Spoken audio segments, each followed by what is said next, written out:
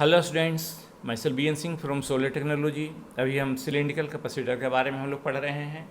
ठीक है, तो what is cylindrical capacitor? Cylindrical capacitor जो होता है, दिस इज ए सॉलिड और hollow cylindrical conductor surrounded by, this is solid और हॉलो सिलिंड्रिकल कंडक्टर है, सराउंडेड बाय कोएक्सियल, एक ही एक्सिस पर, इसी एक्सिस के लॉन्ग, जो ऊपर नीचे जो सीधा जो एक्सिस जो बन रहा है, इसी एक्सिस के लॉन्ग कोएक्सियल एक हॉलो सिलेंडर है। क्या है? कोएक्सियल हॉलो सिलिंड्रिकल कंडक्टर है। ठीक, लेट हम मानते हैं कि इसका लेंथ है जो एल है। क्या है लेंथ? एल। लेंथ कितना है? एल है, एल। ठीक है, और इसका जो रेडियस है, देखिए रेडियस कितना है, तो इसका जो अंदर का जो रेडियस है सॉलिड जो है उसका रेडियस R1 है, और बाहर में जो हॉलो सिलेंडर दिया हुआ है इसका रेडियस R2 है। ठीक है, ये जो एक्सिस है R2 है। इसके बाद क्या हो रहा है कि इसमें हम लोग चार्ज देते हैं। क्या चार्ज देते हैं? इंटरनल जो है, अंदर का जो सिलेंडर है उस सिलेंडर पर +Q चार्ज देते हैं, बाहर पर माइनस चार्ज देते हैं। चार्ज कहाँ से दे रहे हैं? तो हम बैटरी के टर्मिनल से कनेक्शन कर रहे हैं, बैटरी के पॉजिटिव टर्मिनल से हम लोग जोड़ रहे हैं, तो यहाँ +Q चार्ज आ रहा है। अब बैटरी के नेगेटिव चार्ज से, नेगेटिव टर्मिनल से जब जोड़ रहे हैं तो यहाँ -Q चार्ज अपीयर हो रहा है। ठीक है, ओके है, क्लियर है? क्योंकि चार्ज हम लोग कहाँ से देते हैं? बैटरी के दोनों टर्मिनल से देते हैं, इसलिए बैटरी के टर्मिनल से देते हैं। इसका मतलब है कि बैटरी का जो EMF है, बैटरी का जो EMF है, दोनों के अक्रॉस जो वोल्टेज है वो यहाँ हमारा अपीयर हो रहा है, दोनों इक्वल हो जाता है। इसलिए हम कहते हैं कि दोनों चार्ज क्या होता है हमारा? इक्वल होता है, बट अपोजिट इन साइन होता है। इसलिए प्लस चार्ज है और यहाँ +Q है, यहाँ -Q है। ठीक है, ओके है। तो इज लेंथ जो है ना, लेंथ काफ़ी बड़ा होता है, काफ़ी बिग लेंथ होता है। इसलिए हम लोग क्या कर रहे हैं इसको कि एक छोटा सा इसमें any point in between the two cylinder जो है, दोनों सिलेंडर के बीच में कोई एक पॉइंट हम लोग पी ले रहे हैं, कहीं भी, एनीवेयर, कहीं भी आप पी ले सकते हैं। और उस पी पॉइंट का डिस्टेंस इस एक्सिस से मान लिया कि स्मॉल r है। कितना डिस्टेंस है? स्मॉल, यहाँ देखिए, यहाँ से स्मॉल r आ रहा है, तो स्मॉल r लेकर के एक गॉसियन हम लोग सरफेस बनाते हैं, गॉसियन सिलेंडर बनाते हैं, गॉसियन सिलेंडर बना रहे हैं, जिसका इंटरनल रेडियस कितना है? R है, और इसका जो लेंथ है, बड़े का लेंथ L है, लेकिन छोटा जो हम लोग गॉसियन ले रहे हैं इसका लेंथ X है। लेंथ कितना है? X है। अब +Q जो चार्ज हम लोग दिए हैं इसके चलते देखिए क्या हो रहा है। अब +Q जब चार्ज के चलते जो हमारा जो इलेक्ट्रिक फील्ड बन रहा है वो रेडियली क्या है? आउटवर्ड बन रहा है, चारों ओर, बाहर के चारों ओर बन रहा है। ठीक है, जब ऊपर वाला सरफेस में हम लोग आ जाइए, ऊपर वाला सरफेस में जब देखिए तो क्या है? रेडियली, यहाँ भी रेडियली आउटवर्ड बन रहा है, चारों दिशा में बन रहा है। कर्व सरफेस पर आ जाइए, यहाँ भी रेडियली बन रहा है। तो ये ऊपर और नीचे जो सरफेस है, ये दोनों सरफेस क्या बना है? रेडियली। यहाँ भी रेडियली देख रहे हैं, दिखाया हुआ है कि रेड इंक से कि रेडियली क्या बन रहा है? आउटवर्ड बन रहा है। तो इसका जो एरिया होगा और नीचे वाला का जो एरिया है, दोनों एरिया क्या है? दोनों एरिया का जो एरिया वेक्टर होगा वो क्या होगा? इसके परपेंडिकुलर होगा। क्या होगा? इसके परपेंडिकुलर होगा। तो E इलेक्ट्रिक फील्ड और परपेंडिकुलर के बीच का डिस्टेंस कितना हो रहा है? 90 डिग्री हो जाएगा। देख रहे हैं, क्लियर है ना? यहाँ जो है इसमें वाला कि टेंजेंशियल बन रहा है, रेडियली आउटवर्ड बन रहा है। ठीक है, और इसमें इसका जो, इसमें जो सरफेस एरिया का जो वेक्टर है अपवर्ड हो, यहाँ से ऊपर की ओर, यहाँ सीधा अपवर्ड, इस पर ऊपर की ओर बन रहा है। तो अपवर्ड जैसे ही अपवर्ड बनेगा तो क्या हो गया? दोनों के बीच का एंगल कितना हो रहा है? 90 डिग्री हो रहा है।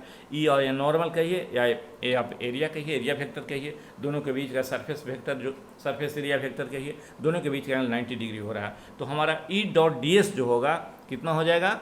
E.ds 90 डिग्री हो जाएगा। E.ds अर्थात माने वेक्टर जो है उसका जो कॉस प्रोडक्ट होगा कितना हो जाएगा? कॉस 90 डिग्री हो जाएगा। E.ds कॉस 90 डिग्री कितना हो जाएगा? 0 हो जाएगा। कॉस 90 0 होता है। ठीक है, 90 डिग्री 0 हो रहा है।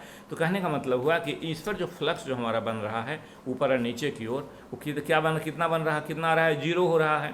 ठीक है, तो फ्लक्स थ्रो हमारा कितना बचा? कर्व सरफेस में हम देख लेते हैं। कर्व सरफेस में क्या हो रहा है? रेडियली यहाँ भी आउटवर्ड है, लेकिन यहाँ जो सरफेस जो वेक्टर बन रहा है ये भी इसी के लॉन्ग बन रहा है कि नहीं?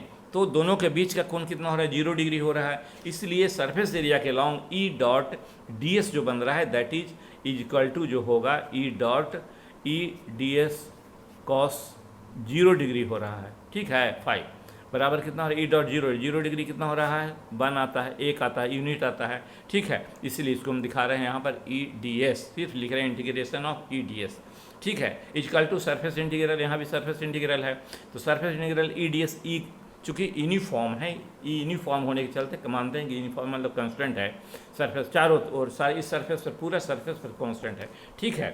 तो हमारा ई डी एस जो है, E D S equal to हो गया कितना 2 पाई आर, बड़ा में एल होगा, स्मॉल है गॉसियन सरफेस, इसमें हम एक्स ले रहे हैं, इसलिए हमारा 2 पाई आर एक्स हो गया, ठीक है।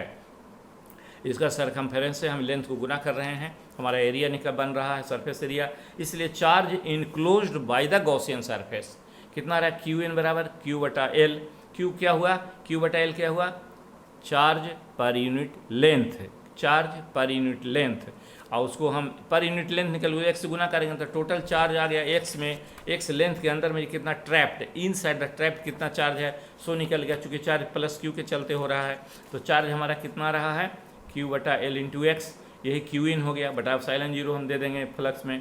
देखिए ई बराबर कितना होगा, गॉसेस लॉ क्या कहता है 2 pi R X, 2 pi R X कितना रहा है 2 pi R X is equal to Q by L X divided by epsilon zero, ये क्यू इन हो गया, ठीक है। क्यू इन माने Q enclosed, charge enclosed Gauss's law में आ रहे हैं, और ई सरफेस ये आ गया ई डॉट डी एस का वैल्यू आ गया E 2 pi R X is equal to Q by L into X divided by epsilon zero, E बराबर कितना हो जाएगा एक्स, एक्स साफ हो गया, ठीक है। तो ई इक्वल टू क्या होगा 2 पाई आर नीचे चला गया तो क्यू बटा 2 पाई एप्सिलॉन जीरो आर आ गया, नीचे एल रह गया, ठीक है। ओके है, क्लियर है, ठीक है। इसलिए potential difference between the conductor क्या आ गया, potential difference between the cylinders, cylinders के बीच में, वो सिलेंडर मैंने दोनों तो कंडक्टर ही हैं, तो potential difference between the cylinders में क्या आ गया भी बराबर कितना आ जाएगा, इस पर देखिए, इस पर कितना है भी प्लस है और इस पर कितना है भी माइनस है कि नहीं। जो इंटरनल जो है जिसका R1 डिस्टेंस है वो भी प्लस है, और जिसका R2 है, R1 डिस्टेंस माने R1 जिसका रेडियस है उस पर भी प्लस है और यहाँ पर भी माइनस है, ठीक है। तो दोनों का बीच का डिफरेंस हो जाएगा, इसलिए पोटेंशियल डिफरेंस क्या होगा भी बराबर भी प्लस माइनस भी माइनस बराबर कितना आ जाएगा माइनस ई डॉट डी आर, ठीक है। यहाँ देखिए, यहाँ आर जो है आर के लॉन्ग हो रहा है, ठीक है कि नहीं, आर का आप देख रहे हैं कि डायरेक्ट प्रोपोर्शनल हो रहा है, इसलिए ई डॉट डी आर आ रहा है, ई डॉट डी आर, ठीक है, डिपेंड कर रहा है रेडियस पर, इक्वल टू, अभी इसको इंटीग्रेट कर देंगे ई डॉट डी आर को, कितना आएगा ई डी आर, इसको कहाँ से कहाँ ले जाएंगे R2 से R1 की ओर ले जाएंगे, माइनस है, पहले हम लोग देख चुके हैं ऑलरेडी, उसमें भी माइनस सिलेंड्रिकल स्फीयर के केस में, सिलेंडर केस में सेम चीज़ हो रहा है। हम लोग कहाँ से बढ़ रहे हैं R2 से R1 की ओर बढ़ रहे हैं, देखिए यहाँ R2 यहाँ है, R2 से कहाँ बढ़ रहे हैं R1 की ओर बढ़ रहे हैं, और इसका डायरेक्शन फील्ड का इधर है, उसका अपोजिट डायरेक्शन बढ़ रहे हैं, माइनस से प्लस की ओर बढ़ रहे हैं, ठीक है। इसलिए भी कितना हो गया हमारा ई माइनस ई, देखिए इंटीग्रेशन माइनस इंटीग्रेशन ई डॉट डी आर बराबर कितना होगा R2 से R1 की ओर माइनस ई डी आर, ठीक है। ये हमारा मैग्नीट्यूड हो गया, यहाँ पर वेक्टर है, यहाँ हमारा मैग्नीट्यूड हो रहा है ई डी आर, ओके। भी बराबर क्या हो जाएगा, तो भी बराबर हो गया माइनस R2 से R1 और क्यू बटा 2 pi epsilon zero R L D R हो गया, ठीक है। तो कितना आ जाएगा क्यू बटा 2 पाई एप्सिलॉन जीरो एल बाहर निकाल दिए हैं, और 1 बटा आर रह गया, ठीक है। 1 बटा आर का इंटीग्रेट करेंगे, कहाँ से करेंगे R2 से R1 की ओर करेंगे, ठीक है। डी आर बराबर कितना हो गया क्यू बटा 2 पाई एप्सिलॉन जीरो एल बाहर आ गया, यहाँ क्या होगा 1 बटा आर का क्या होता है इंटीग्रेशन एल एन होता है, ठीक है। 1 बटा आर रहेगा तो एल एन आर हो गया इसका, L N is what is L N is the logarithm, natural logarithm भी बोलते हैं, या लॉगरिथम बोलिए, लॉगरिथम तो उल्टा हो जाएगा R2 बटा R1 हो गया, यहाँ वैल्यू जब पुट करेंगे 1 बटा आर है तो सीधा उलट जाएगा R2 बटा R1 हो गया एल एन R2 बटा R1, इसलिए कैपेसिटेंस कितना आ गया C is equal to Q by भी बराबर 2 pi epsilon zero L divided by L N R2 बटा R1, क्लियर है। इसलिए कैपेसिटेंस कितना आएगा, किसका कैपेसिटेंस है, this is the capacitance of a cylinder, किसका सिलिंड्रिकल कैपेसिटर का कैपेसिटेंस है, सिलिंड्रिकल कैपेसिटर का कैपेसिटेंस है, ठीक है। इक्वल टू क्या हो जाएगा क्यू बटा भी होता है, जानते हैं चार्ज, तो चार्ज कितना हमारा आ रहा है क्यू है, इसलिए 2 पाई एप्सिलॉन 0 एल, ठीक है, 2 पाई एप्सिलॉन 0 एल। ये कैसे आ गया यहाँ पर, तो इसको क्यू से हम भागा देंगे। देखिए सी बराबर क्यू बटा भी लिखे हैं, तो क्यू बटा कितना हो जाएगा, क्यू बटा इसको भागा दे देंगे, क्यू बटा 2 pi epsilon 0 L N R2 minus R2 D by R1 आ गया यहाँ पर, ठीक है, R2 बटा R1 देखिए यहाँ पर, ठीक है, क्लियर है।